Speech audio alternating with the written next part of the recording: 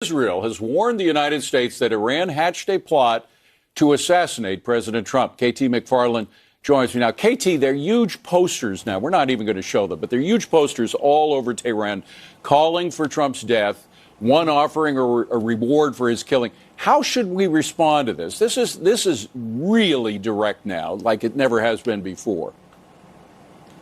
You know, I've worked for 4 presidents, and they've always, assassination attempts come with the job. I even worked for Reagan when he almost died from an assassination attempt. But President Trump he's really fatalistic about it, and he's not fazed by it. And even when he was in Ankara, Turkey, he said, look, it comes with the job. They've tried. I'm the #1 target of any assassin in the world. And so he's in a very unique position. Not only is it the Trump derangement syndrome American potential assassins, but it's now coming from Iran, from the country of Iran. I just think, what do you do about it? You make sure that the government of Iran going forward, whatever the deal is, whenever the deal is, can police its own. And you also make sure that the Secret Service is just as good as it can be, and you continue to have a strong relationship with Israeli intelligence, because they're the best in the world. God bless them. I mean, if it had, for all those people who dump on Israel, of course, a lot of them don't care about Donald Trump. But the fact is that it was that Israeli intelligence, apparently, that prevented this attack or prevented the execution of it. And that's really a good ally when they can help prevent an assassination.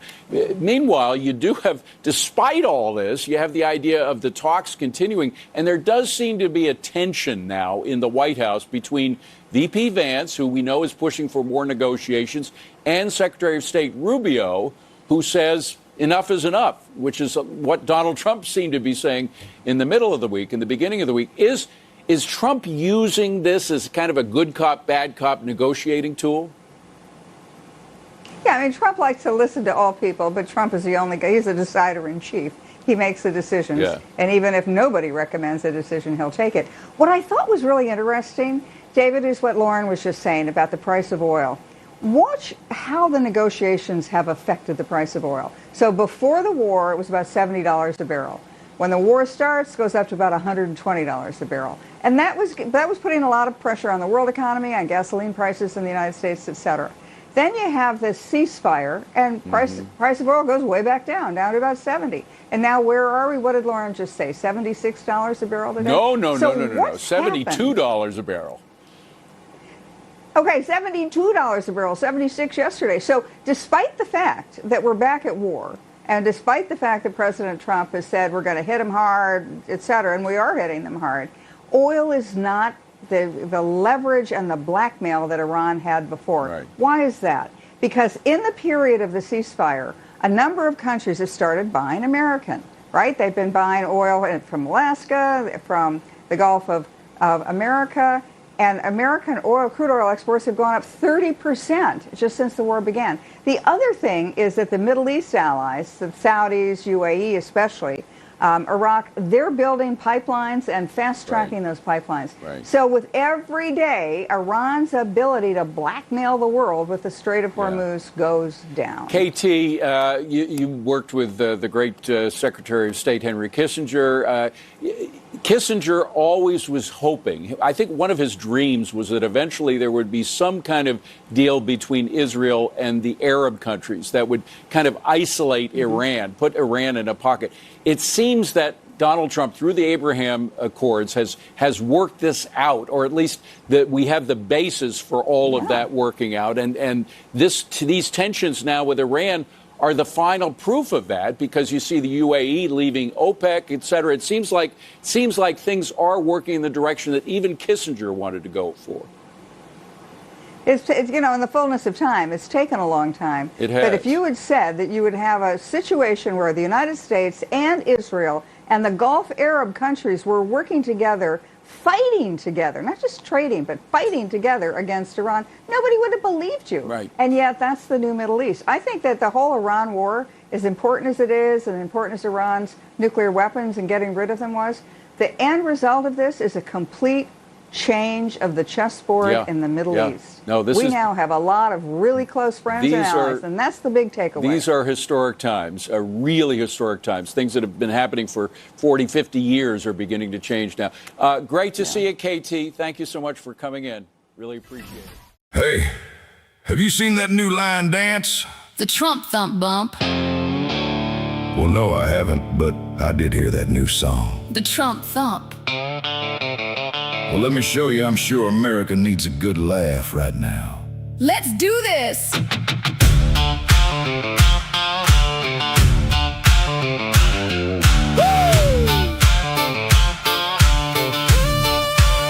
A bang rang out and blood shot from the ear, from a rifle rattle of a young leftist full of fear.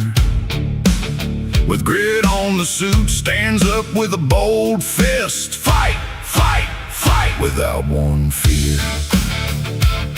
In 24, MAGA was so electric and epic, won all the swing states, left them looking pathetic, eating well-done steaks and drinking Diet Coke while blowing up boats trying to bring in the dope. We all know the last team crapped out on Capitol Hill. Here comes the Trump Thump.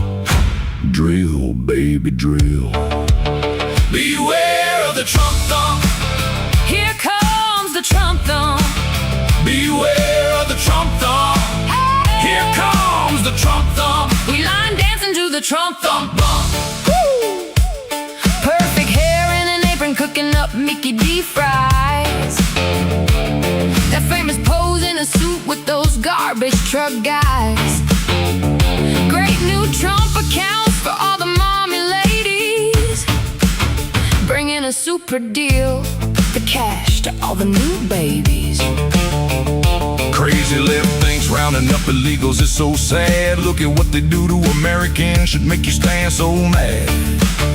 Dow Jones hitting 50K just under 1 year, leaves the donkey speechless like headlights on a deer. Mr. Which way do I go with all the border entries? Now we gotta build more penitentiaries. Awesome new deal to help all the retirees. He walks the walk, even saved America's favorite app, Big TikTok. Beware of the Trump Thump.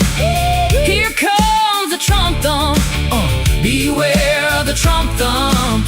Here comes the Trump Thump. We line dancing to the Trump Thump. No taxes on tips, smiles to our lips, swagger to our hips, loading oil on those American ships. You know the left got spent, not coming up with that idea. They just got Trump banned. Beware of the Trump Thump. Here comes the Trump Thump. We line dancing to the Trump Thump. We suggest getting back to the negotiating table. Hand over that uranium before that land goes silent for a millennium. Yeah, here comes that Trump Thump. Now here comes the media. Fake news, they ain't selling facts, just trying to get views. They pick and choose, calling it news. Yeah, that fake media blues on the 5 o'clock news. In 2028, the Trump Thumps go and mega MAGA. Too big to rig. Knowing the left will have illegals voting 3 times. Showing up in different wigs. In 2028, we dancing again, calling it not MAGA but MADA. Making America dance again. Despite all the lies, cheating and hate in the run of 28, it's gonna be fun. Vance with the help of Trump Jr., unstoppable son of the gun. In 2028, we dancing again, not calling it MAGA but MADA. Making Americans dance again to the Trump Thump Bump. Americans can sleep well with no spook, knowing that evil regime will now never have a nuke. Let it be carved in the granite ballroom stone that by far this leader is the best this blessed land has ever known. As we finish and bow our heads to Jesus our King, you better dang well listen to what we mean. In 2028, from the left none can do a good debate. We will be taking every single state. Beware of the Trump Thump. Here comes the Trump Thump. Start dancing to the Trump Thump Bump. Beware of the Trump Thump. Here comes the Trump Thump. Everybody line to the Trump thump bump.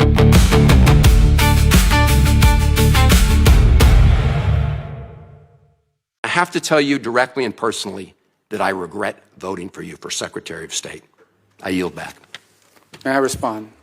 You may sit. Well, first of all, your regret for voting for me confirms I'm doing a good job, based on what I know. Well, that's about just your a record and flippant what you statement, stand Mr. for. Secretary. Can I respond, Mr. Chairman? You may. I didn't ask Senator, questions. please let the Secretary have I'd be the floor. happy to, but then I can respond to his. Your time's up, Senator, and willfully used, I might add. Well- Your remarks do not represent the view of this committee. Well, Mr. Chairman- Secretary, please. Well, I'd like to. I can't respond to everything he said because much of these are untrue, but I'll go through a few. First of all, I'm actually very proud of the work we've done with USAID. For example, I don't regret cutting $10 million for male circumcisions in Mozambique. I don't know how that makes us stronger and more prosperous as a nation. I raised don't regret Sudan, Mr. psychosocial support services. I raised USAID. Sudan, Mr. Secretary. Can I respond, not Mr. Mozambique. Chairman, or do I? Senator, I'd ask you to suspend. You had 7 straight minutes of I chose railing to on- use my time that way, Mr. Chairman. That's my right to Please use my suspend, time that way. Secretary Rubio. Well, I can go on. I mean, there's other things here. We spent $227,000 for Big Cat's YouTube channel from USAID. We spent $14 million for social cohesion in Mali, whatever the hell that means. So I can go on and on. I got the list here, and there's more. I didn't even bring the whole list. In the case of El Salvador, absolutely. Absolutely. We deported gang members, including the one you had a margarita with. And that guy is a human trafficker, and that guy is a gangbanger, and the evidence is going to be clear. In the days to come, Mr. you're going to see Chairman, who you went to look, defend. I'm sorry, Please, Mr. Chairman. Secretary No. Rubio has the floor. Mr. Chairman, he can't make unsubstantiated Senator, comments like that. Secretary Rubio has the floor. You had Secretary your time. Rubio should take that testimony to the federal court of the Senator- United States because Well, he hasn't done it under oath. Here's another point, okay? There is a division in our government between the federal branch and the judicial branch. No judge in the judicial branch cannot tell me or the president how to conduct foreign policy. No judge can tell me how I have to outreach to a foreign partner or what I need to say to them. And if I do reach that foreign partner and talk to them, I have under no obligation to share that with the judiciary branch. Just like a judge cannot order me to negotiate with a foreign minister of Russia, they cannot order me to negotiate with a foreign minister or the president of El Salvador. And if I did negotiate with them, which we have responded to them, and we've told them, we've had communications with the president of El Salvador, I am under no obligation, under our division of powers in this country, and to share with the judicial branch how I conducted diplomacy of the United States. It would actually be counterproductive. If I started sharing with courts, or frankly, with the media, my conversations with foreign leaders and all of their details, no foreign leader would talk to me again, and we would break trust with them. So I have complied with every court order. What I won't comply with is an order to disclose what I'm saying and what we're talking about with a foreign leader, because then they won't talk to me. Diplomacy doesn't work that way. About the student visas, let me say this. I don't deport anybody, and I don't snatch anybody. The State Department does not have officers in the street snatching everybody. What I do is revoke visas, and it's very simple. A visa is not a right. It is a privilege. People apply for student visas to come into the United States and study.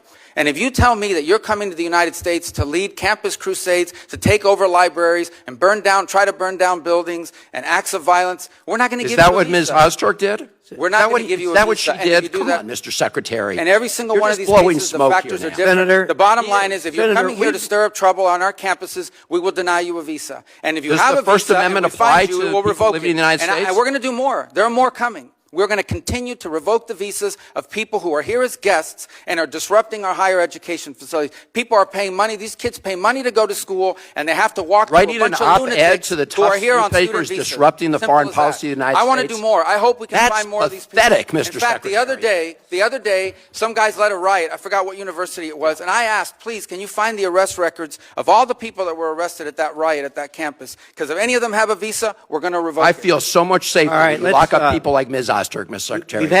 We've had enough time on the subject. Thank you very much. And we're going to move to Senator Lee.